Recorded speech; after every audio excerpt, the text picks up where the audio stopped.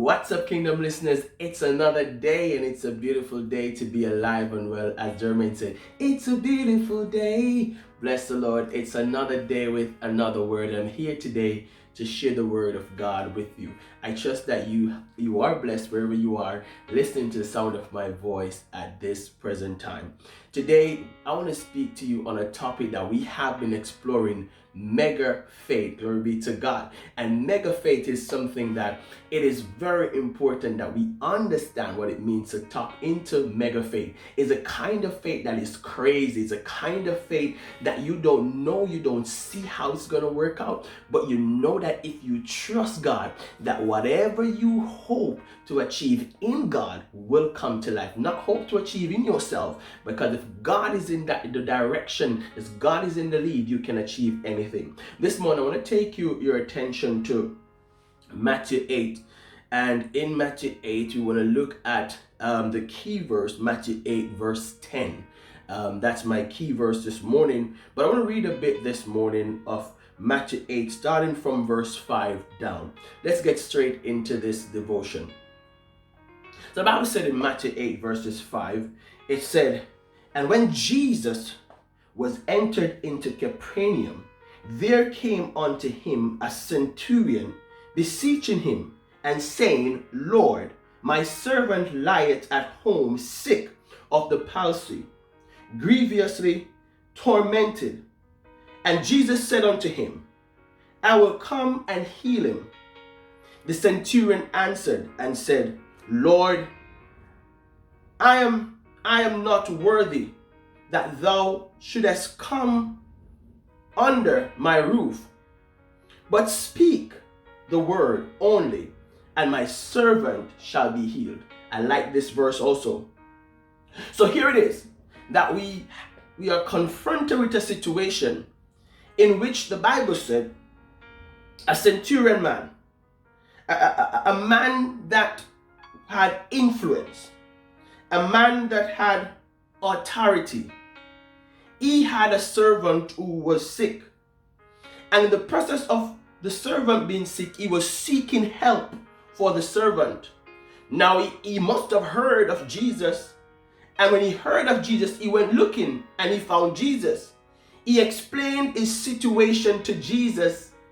And after explaining his situation to Jesus, Jesus was moved with compassion to go to his house. But here it is, the man said, listen, God, I'm not so worthy for you to come under my roof. But I know this one thing. Just speak the word, and thy servant shall be healed. Now, it's important that we stop here to understand. The important thing in all of this is what this man said. Just speak the word, my God.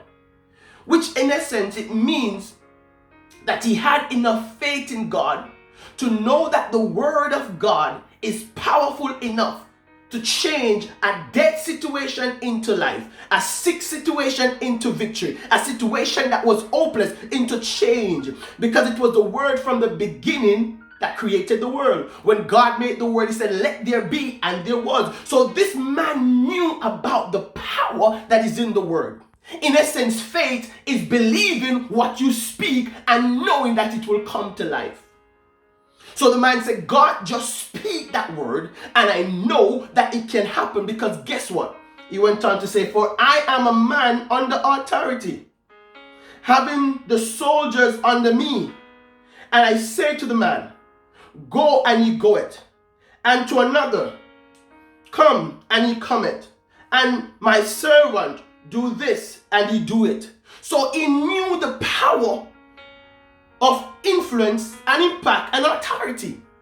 In essence, he knew that if you speak something and you expect it to happen, then it will happen.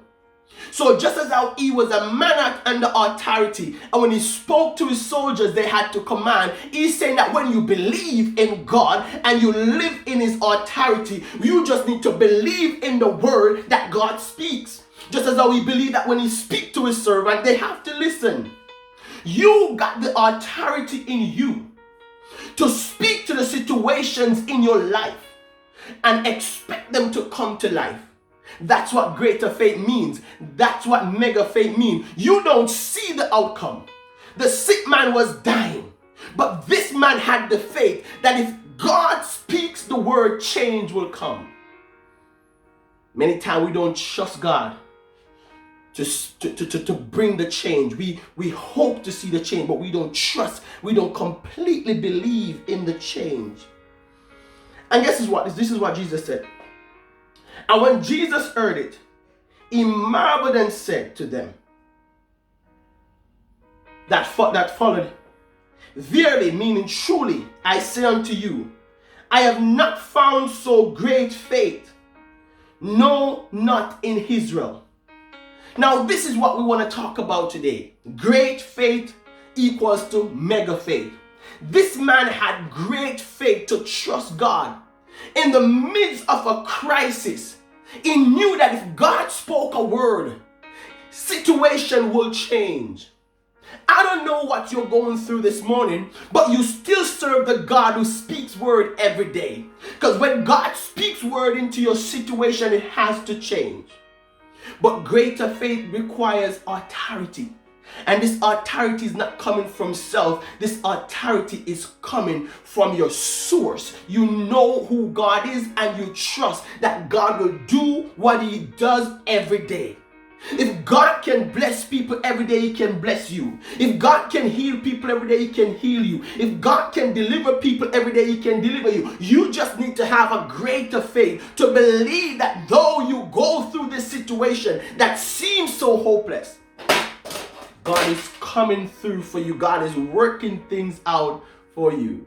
I don't know who needs to hear this word this morning, but Jesus said he's never seen such great faith in Israel, meaning that people wavered in their faith. They had faith when they feel like things was going good. They had faith in a certain season, but here it is that this man had faith in a crisis. This man had faith and didn't even want Jesus to turn up at his house. He just needed a word. Sometimes we're waiting for God to show up when we just need to say, God, change the situation from wherever you are. I believe that you can enter into this situation. You can change my distress. You can change my challenges. I'm casting all my cares upon you. What are you going through today? Can you trust God to speak a word in your situation to change it? Verse 11, and I say unto you that many shall come from the east and the west, and shall sit down with Abraham and Isaac and Jacob and the kingdom of heaven. But the children of the kingdom shall be cast out in the outer darkness. There shall be weeping and gnashing of teeth. It's important that we understand that only who can stand in faith will see the move of God. Only those who can believe him in crisis, in challenging times, in those situations that seem hopeless, will understand the move of God. This morning, don't allow the desire to have God around you prevent you from knowing that God is with you. All this man needed was a word. You don't need to see God. You don't need to hear him. You don't need to feel him. Whatever. You just need to say, God, speak a word into my situation. It's gonna change.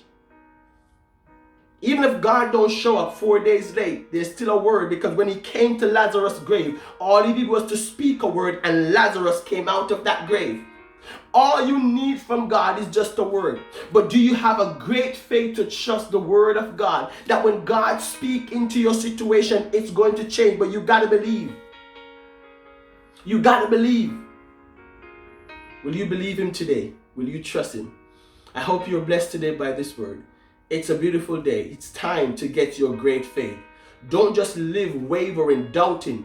This man did not doubt God. He did not doubt what God can do. You don't doubt what God can do, because God can do exceedingly abundantly above all you could ever ask or think. God bless you today. Have a great day.